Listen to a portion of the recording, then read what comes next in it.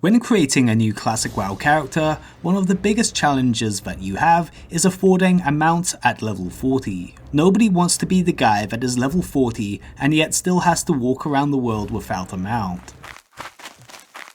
There are some pretty good ways to farm gold in classic WoW even at low levels that not many people know about. For those of you that are just getting into classic WoW, or you guys are rolling an alt, you guys will want to be farming experience and gold at the same time by going to some of the spots in this video. So with that being said, here are 5 low level gold farms in classic WoW. But before I get into it, let me give a shout out to this video's sponsor, NordVPN. Today there is a lot of risk using the internet. Without protecting your online identity, you can easily be targeted by hackers or have your internet history spied on by governments. Fortunately, NordVPN has the solution to that. Whether you want to watch a region-locked show on Netflix or just have an extra layer of online anonymity, NordVPN gives you access to over 5,500 plus super fast servers to instantly connect to in over 60 different countries. There is a misconception that VPNs make your internet connection slow. With a free VPN service, it's pretty much impossible to play an online game with them. However, using NordVPN to play World of Warcraft,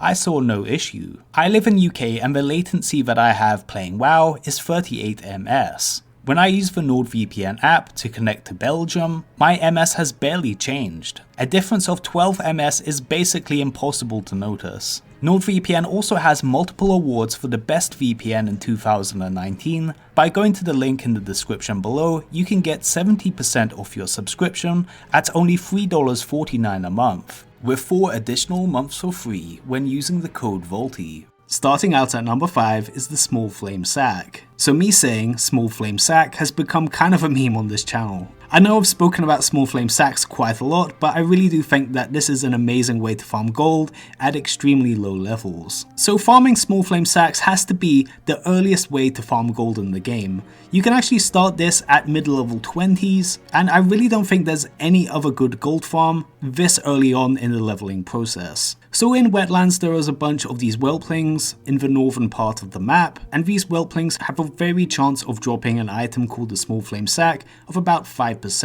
These items are actually used by crafters at max level to create fire protection potions, a very valuable potion for late game raiders, and any given server will go through Small Flame Sacks quite a lot. Fortunately, you can start farming them at the late level 20s. It's quite unusual to farm items that are used by max level players at this low level, but this is a good spot where you can do it. Now each of these whelplings have about a 5% chance of dropping, and one of these Small Flame Sacks actually sells for about 1 gold to 2 gold 50. That price varies from server to server and supply and quantity, but even in the worst case scenario you can still sell them for 1 gold each, which is pretty good for being in your level 20s. And at best, you can sell them for 2 gold 50, which is just really great for this level.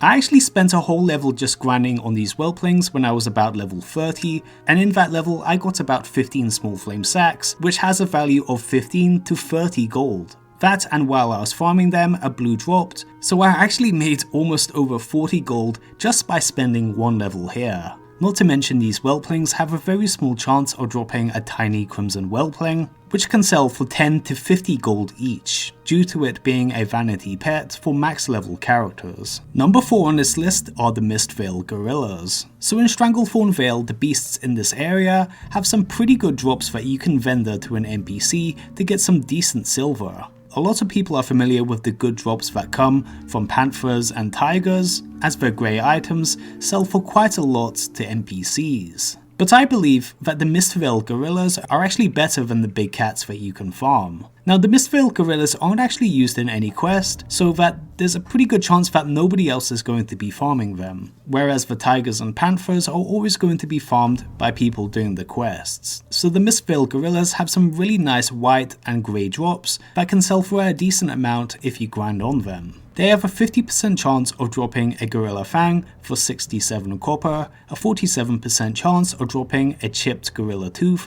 for 3 silver and 5 copper, a 19% chance of dropping a coarse Gorilla Hair for 6 silver and 8 copper, as well as a 4% chance of dropping a large Fang for 75 copper, or you could sell on the auction house for 10 silver plus. This loot table is a lot better than the panthers and tigers that you can farm here. If you actually do the math, you're actually getting more silver per mob from these MISTVALE gorillas than you are from the cats. You might want to spend a level or two by farming these MISTVALE gorillas. Okay, number 3 on this list is the elemental fire. So this is when these gold farms get pretty good. And a lot of people know about this farm. If you don't know what I'm talking about killing the burning exiles in Arathi Highlands. These NPCs are about level 37 to 38, so this is getting quite close to the level 40 range, and you can even find that there's a bunch of level 60s also farming these. So that's how you know that this is a pretty good gold farm. So by killing a burning exile, you have a 48% chance of it dropping a burning charm, which doesn't sell for that much, maybe a few silver on the auction house, as it is used in the quest line for the Whirlwind Axe of Warriors. But the main reason why people farm these are the 17% chance they have of dropping an elemental fire. Elemental fires is a very rare crafting reagent, yet it is used in so many recipes. There is a huge demand for elemental fire on any given server, and these can go for about 4 to 7 gold each, which is just a really insane amount of money, especially when you're at level 30 plus. I only recommend farming these on off-peak hours because there's a decent chance that you'll get ganked by level 60 of the opposing faction trying to farm these as well. But the fact that you can participate in a level 60 farm at late level 30s is pretty impressive. Okay, number 2 on this list is the Golden Pearl. So I spoke about this in a previous gold farming video, and I mentioned that these can go for about 10 gold each, and I was mistaken. Ever since I made that video, the price of these has absolutely skyrocketed. Golden Pearls can now sell for over 40 gold each, and I looked on multiple servers and this was the case. The Golden Pearls are used in very high level enchants, so tryhard players with tons of gold are going to be consuming these Golden Pearls to get their best in slot enchants. However, fortunately you can actually farm Golden Pearls before level 60. So a big mistake that a lot of WoW players make is that when they kill a sea creature and it drops a clam, they always just drop it because it takes up inventory space. This is a huge mistake. Every clam that you get in WoW, you definitely need to check because a clam will usually only have some clam meat, but in some rare circumstances it can give you a pearl. And as I mentioned before, the Golden Pearl can sell for 40 gold plus. However, the only clams that can drop these are the big mouth clams that drop from high level sea creatures. However, the big mouth clam drops from mobs that are level 40. Pretty much any sea creature that is level 40 plus will have a decent chance of dropping a Golden Pearl. Mobs such as crabs, murlocs, turtles, and naga all have high chances of dropping a big mouth clam.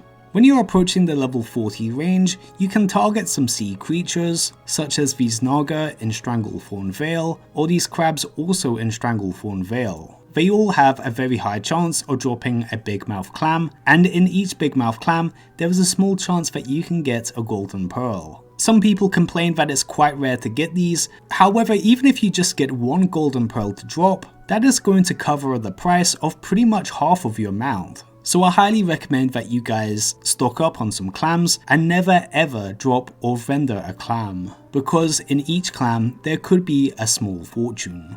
Okay, so number 1 on this list is the Transmute ARCANITE recipe. To be honest, I probably shouldn't be telling you guys this. This is kind of like a gift to my subscribers, as after I make this public, the amount of gold that you can make from this is going to be a lot less. So in Classic WoW, there's a bunch of vendors in the game that can sell some rare stuff, and more importantly, profession recipes. Some profession recipes are in some unique locations that are quite out of the way and lesser known. One of these is the recipe for Transmute ARCANITE, something that every alchemist is going to want to learn. A lot of people don't know how to get this recipe, and most people will just buy it from the auction house and assume that it is a rare drop. However, you can buy them from an NPC at any given time, and I am talking about Alchemist Pestilzug in Tanaris. This NPC sells the recipe for 5 gold. That is quite a lot. However, you can resell it on the auction house for over 10 gold each.